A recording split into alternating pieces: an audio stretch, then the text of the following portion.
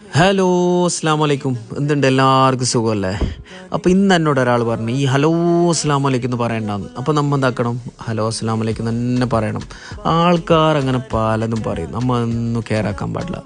അപ്പോൾ ഈ ചങ്ങായി ഈ നമ്മളെ ചിക്കനെ കുത്തിയിട്ട് ഈ തിളക്കുന്ന എണ്ണ എന്നെല്ലാം വെച്ച് അമ്മാതിരി എണ്ണ അതിലേക്ക് ആ ചൂടെണ്ണയിലേക്ക് ചിക്കൻ ഇങ്ങനെ ഇട്ടിട്ട് ഓനെന്താക്കും, വേറൊരാൾക്ക് കൈമാറും അതിനെ കൈമാറിയതിന് ശേഷം അതിൻ്റെ മുകളിൽ കുറച്ച് തൈര് ഇതെല്ലാം ഇട്ടിട്ട് അതിൽ കുറേ ചില്ലി നമ്മളെ മുളകെല്ലാം ഇട്ടിട്ട് സ്പൈസി ആയിട്ട് വരുന്ന ഒരു പാകിസ്ഥാനി ഡിഷാണിത്.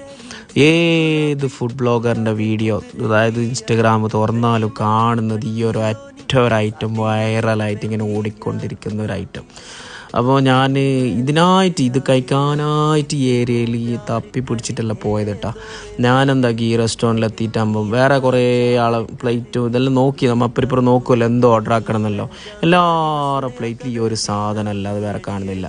അപ്പോൾ അതിൻ്റെ കൂടെ കഴിക്കാൻ വേണ്ടിയിട്ട് ഞാൻ എന്ത് ചെയ്ത്, ഒരു റോഗിനി നാന എന്തോ ഒരു നാനും റുമാൽ റൊട്ടിയാണ് വാങ്ങിയത്. റുമാൽ റൊട്ടിക്ക് കൂടെ കഴിക്കാനൊക്കെ വലിയ ഒരു ഇതായിട്ടാണ്, പക്ഷേ ആ നാനിൻ്റെ കൂടെ കഴിക്കാൻ നല്ല ടേസ്റ്റ് ഉണ്ട്. അതിന് റോഗിനി നാന എന്തോ അതിൻ്റെ കൂടെ കഴിക്കാൻ കുറച്ച് നല്ല ടേസ്റ്റ് ഉണ്ടായിരുന്നു. അപ്പോൾ പറയാൻ വന്നത് എന്താ വെച്ചാൽ നല്ല എണ്ണയാണ് അതിൽ, നല്ല എണ്ണ എന്ന് പറഞ്ഞാൽ നല്ല എണ്ണ. അപ്പോൾ അത് കഴിക്കുണ്ടാക്കി പോയിട്ട് ട്രൈ ചെയ്യുക, നല്ല ടേസ്റ്റൊക്കെ ഉണ്ട്. അപ്പോൾ കഴിക്കണമെന്നുണ്ടെങ്കിൽ നിങ്ങൾക്ക് ഹോട്ട് ടിഫിൻ റെസ്റ്റോറൻറ്റ്